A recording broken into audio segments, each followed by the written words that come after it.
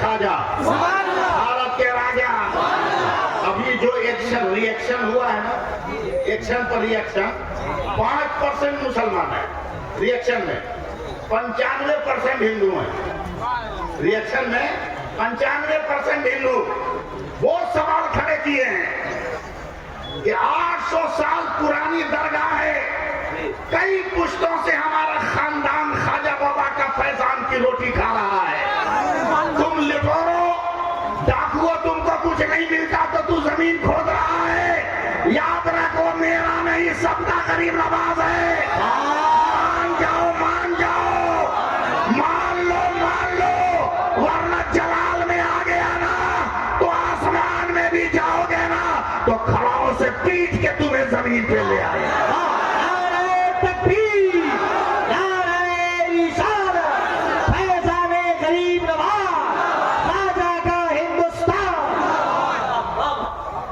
जो अपनी बीवी को न संभाल सका वो मुल्क संभाल पाएगा,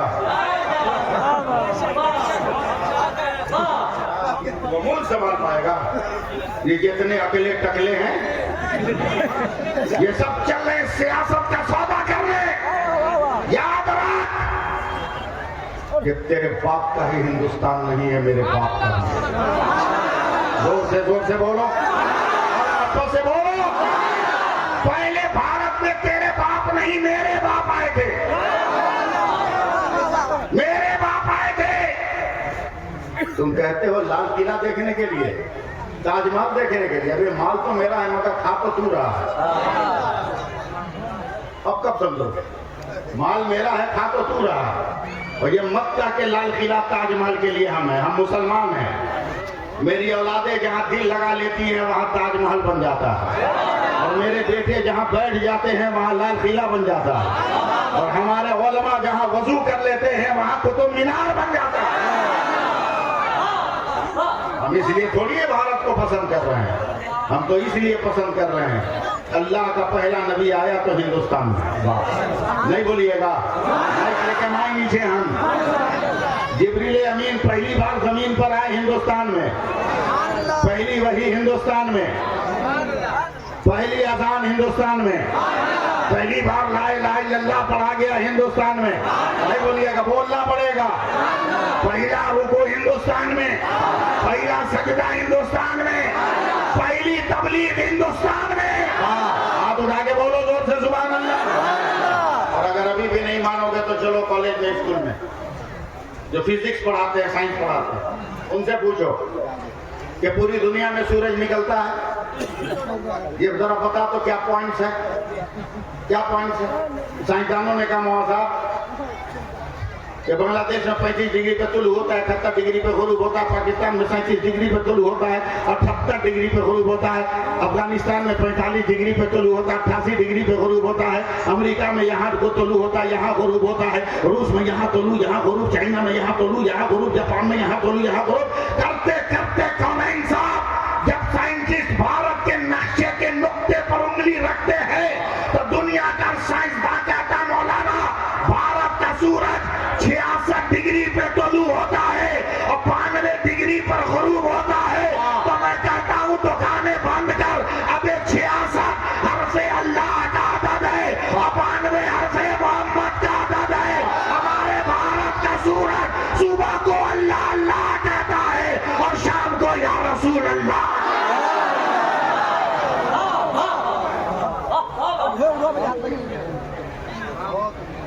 लेकिन आओ अब जरा सलीके की जिंदगी गुजारो। तुम में कोई बाप भी होगा, है कि नहीं? अरे कोई बाप है कि नहीं अपनी औलाद का? या अल्लाह, इसमें भी डर लग रहा है, खाली तावीज़े पे काम चला रहे हो क्या? बोलना बोलना हकीकत है तो मुंह से बोलना। बाप हो ना, मैं भी बाप हूँ।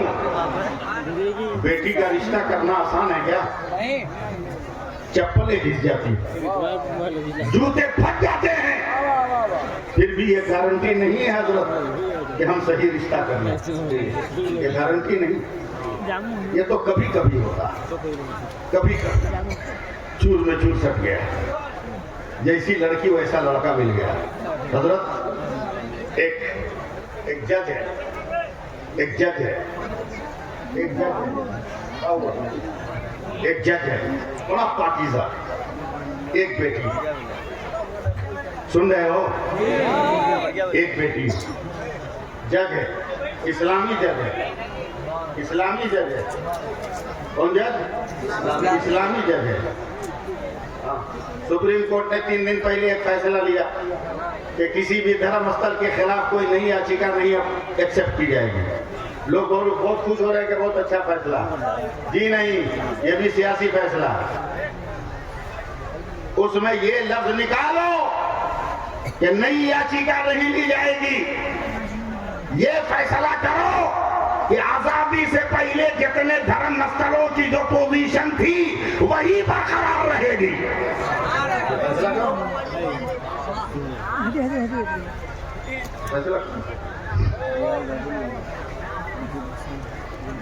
मोबाइल ने सबसे ज्यादा डिस्टर्ब किया। इतना बिजी हो जा रहा है आदमी इसमें। पहले हजरत दरवाजे को बजाते थे ना, खानदान का आधा आदमी आता था दरवाजा को। अब जरा दरवाजा बजा के देखिए, सब एक दूसरे का मुंह देखेगा, तू जो ना, तू जो ना, तू जो ना, तू जो ना। मेहमान समझेगा सबका इंतकाल हो गया, 10 मिनट के बाद वापस चला जाएगा।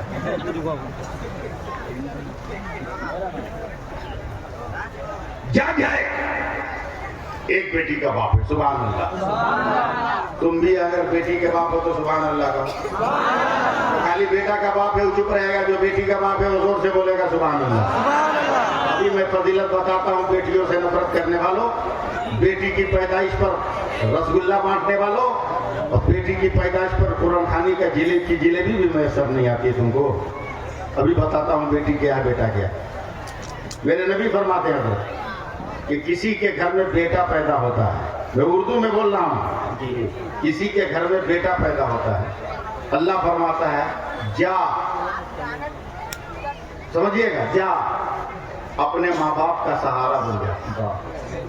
बेटा पैदा होता तो अल्लाह क्या फरमाता है, जा अपने माँ बाप का सहारा बन जा। मगर जब बेटी पैदा होती है तो अल्लाह फरमाता है चल, तेरी वजह से तेरे माँ बाप का मैं सहारा बन। बताओ कितनी बड़ी बात है। आज से नफरत करोगे बेटियों से? नहीं। और किसी की बेटी लाने के लिए पैसा मांगोगे? कितने लोग नहीं मांगेंगे, हाथ उठाओ। अभी भी सब नहीं उठाया, भिखमंगा लोग नहीं उठाया, भिखारी लोग नहीं उठाया। मुंह में घर वाली के बुलेट पर बैठ के पैसा, पेट्रोल भरवाने का पैसा यहाँ हाथ उठेगा, सुभान अल्लाह। क्या वहाँ बहुत बड़े मजमे में तुमने वादा किया है।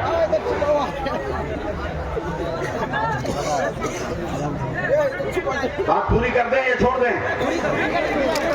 पूरी करें, इजाजत है? बाप जज, बेटी एक, न बेटा न बीवी, कुछ नहीं, तने तना। 1-1.5 महीने के बाद समझो तो फिर खड़ा हो गया तो लोग बीच में नहीं जानते हम कितना बड़ा मौलवी है। दुआ कर देंगे सही मानों में घुटना में दर्द हो जाएगा। जल्दी भाई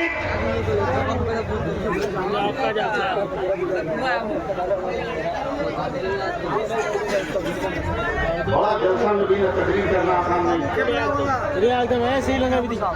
मिलाद की मजलिस ठीक है। चलो एक बार और जरा सा बात बना, सुभान अल्लाह बोलो। बाप जब बेटी है, एक दिन बेटी कहती है अब्बा क्या बात है आप खाना खाते वक्त तबीयत से नहीं खा रहे हैं?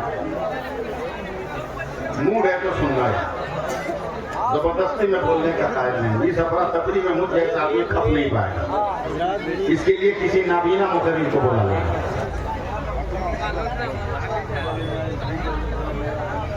अब बेटी तेरे लिए रिश्ता खोज रहा हूं, नहीं मिल रहा, तेरे म्यार का नहीं मिल रहा, तेरे जोड़ का नहीं मिल रहा। सीमांचल वालों जरा सा अपने दिल का दरवाजा खोलो। लड़की ने सर झुकाया, अदब से कहा इतना टेंशन क्या लेना है, रिश्ता घर से तलाश कीजिए। बाप चौंक गया, मुहज्जब लफ्ज है, बाप चौंक गया। कि कहीं ऐसा तो नहीं कि लड़की की नजर इंतखाब खानदान के किसी नौजवान पर हो। बाप ने खानदान के नौजवान का सर्वे किया, हफ्ता भर के बाद का बेटी तेरे मेयार के मुताबिक तो खानदान में भी कोई नौजवान नहीं है। तूने जिस लम्हे बलूगत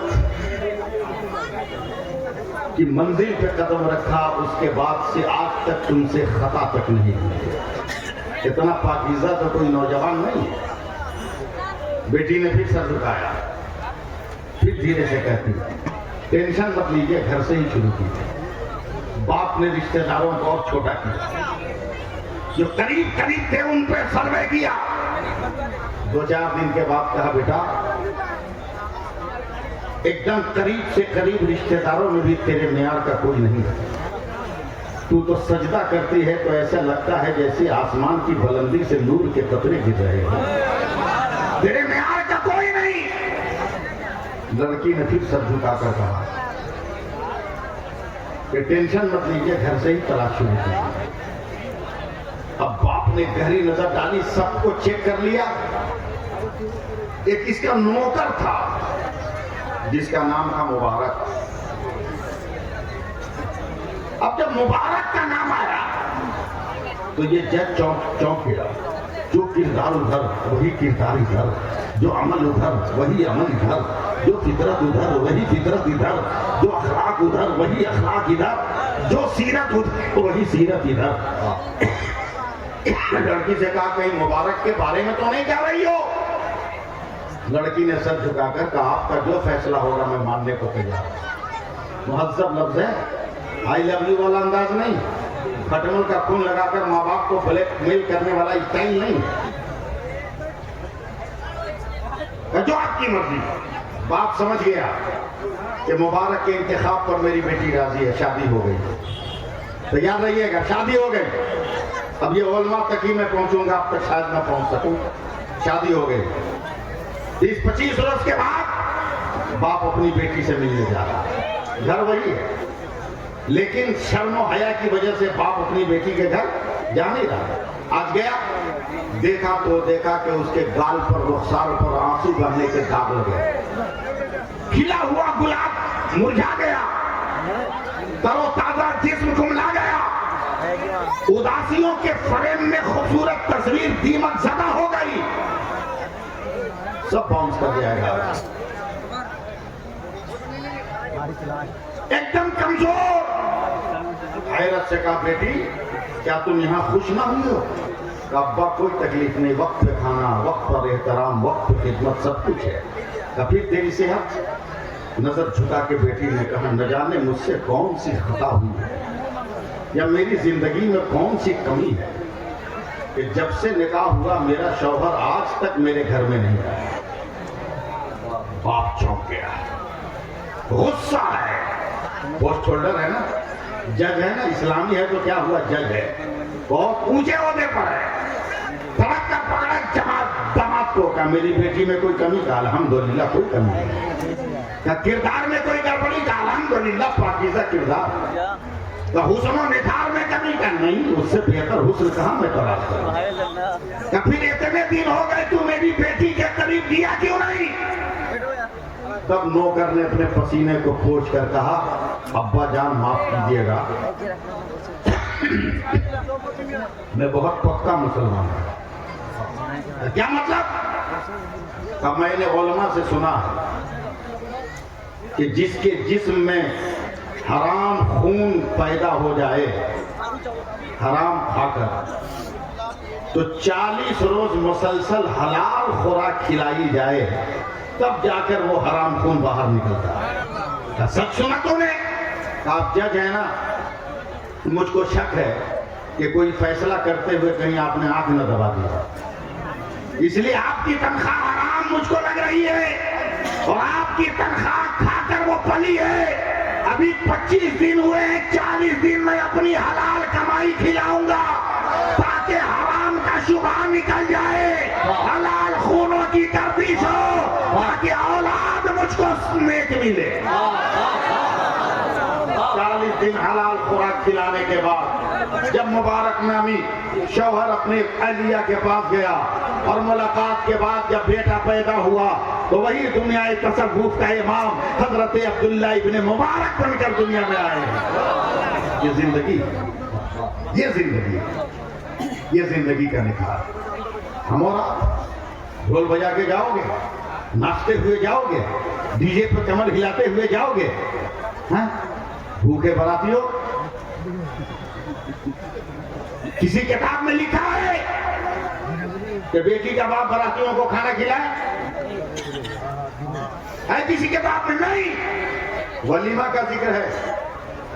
बारात का सिस्टम बदलो, डीजे बंद, जितना पैसा लगेगा उसको मस्जिद में दो, पटाखा बंद, जितना पैसा बचे मदरसा में दो, खुराफात बंद, बारात मत ले जाओ। दिल्ली जाओ और ले जाना है तो शादी कार्ड पर मेरा मशवरा नोट करो। मेरे बेटे की बारात दिन में जा रही है। बारात वही जाएगा जो लड़की के गांव में पहुंचकर जोहर की नमाज जमात से पढ़ेगा। 75% भूखे भिखारी ऐसे ही पलट जाएंगे, 5% जाएंगे। रात की बारात है तो ईशा की नमाज जमात से पढ़ेंगे। बारातियों के तादाद खूब घट गई। बहुत चालाक बनते हो, मौलवी से ज्यादा चालाक हो। कितने बड़े बेवकूफ हमको मालूम है। हाँ, high educated, BA, BCom, BTech, engineer, अभी आकर नहीं गया तो सब खत्म। ब्रेक फेल, 500 का जूता पहना है कौन था, और गया आंगन में सलामी लेने, सालियों ने जूता झाड़ दिया, सालियों ने जूता झाड़ दिया। अब देखिए इसका सारा मैथ वही बिगड़ गया। 500 का जूता हजरत, ये सौदा करता है 15,000 ले ले दे दे, 20,000 ले ले दे, पकड़ोर कहीं का। मैथ पढ़ा था क्या हुआ बे? 500 का माल लेने के लिए 20,000 का बिल बना रहा पागल।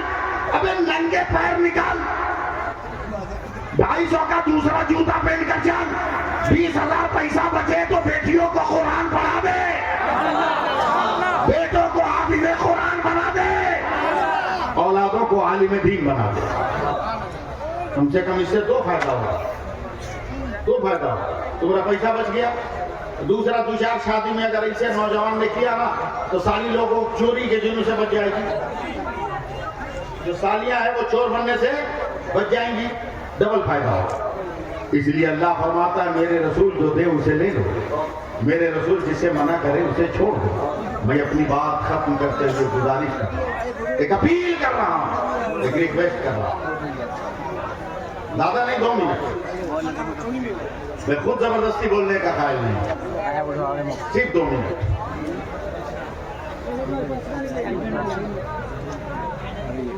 ढेर जोगी मठ के उजाड़, ढेर जोगी मठ के उजाड़। बड़े बड़े उलमा के इंतकाल पर हम हासिल देखें, हासिल देखें। इतनी भीड़, इतनी अफरा तफरी कि खबर कहीं है, मिट्टी कहीं और देके चला जाता है। खबर कहीं और है, मिट्टी कहीं देके और चला जाता है। ये हाल है। जिंदगी में इनकलाब पैदा करो, इनकलाब पैदा करो। बच्चों को इल्म सिखाओ, इल्म सिखाओ। और औरतों 2 मिनट जरा तू भी मेरी बात सुन ले, 2 मिनट से सुन ले। मेरे करीब नवाज है, फिर नहीं बोला लो। योगी बोलेगा गरीब नवाज के नाम पर, मोदी बोलेगा, क्यों ना बोलोगे? काश तू अपने वोट की हैसियत समझ लिया होता। अजमेर से 5 रुपया का दुनिया लेके आता है, पूरा गांव में बांटता है, तो तू ले वो, तू ले वो, तू ले वो, तू ले।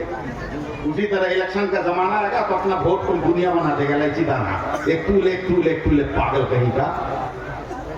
अबे मुत्तहिद रहा, मत पड़ इन नेताओं के चक्कर में, तुम्हें बर्बाद कर देंगे। पुलाव खाया गया, पुलाव या अल्लाह, कुछ सुनने को तैयार नहीं है क्या? बिरयानी, बिरयानी जिसमें परेशानी, बिरयानी खाया है? जी। कभी बिरयानी खाओ तो गौर से देखो कौन भाई। बावर्ची जब मसाले की लिस्ट लिखाएगा उसमें को पत्ता भी लिखाएगा, तेज पत्ता। हम उसको बोले क्या जरूरी, बोला बगैर इसके मजा नहीं आएगा, टेस्ट निकल के नहीं आएगा, मजा खुलेगा नहीं। तो चल ले ले भाई, 250 ग्राम तेजपत्ता डाल दिया मौलाना साहब, बिरयानी बन गई, दस्तरखान लग गया।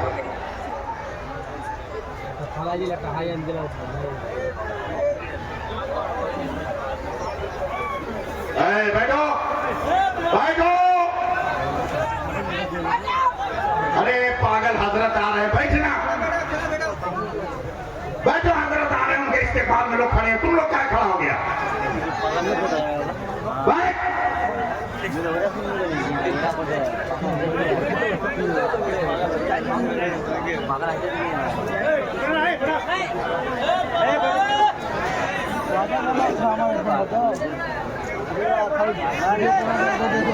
हजरात, इन हंगामी हालात में अब मेरी गुफ्तगू शायद मुमकिन न हो। मैं एक आखिरी पैगाम देना चाह रहा था, लेकिन आप लोग उसको नहीं ले पा रहे हैं, ठीक है।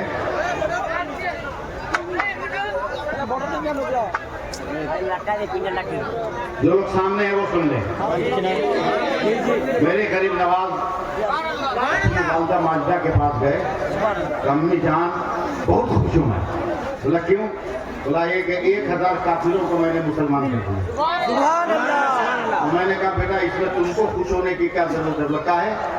बोला ये कमाल तेरा थोड़ी है, ये कमाल मेरा है।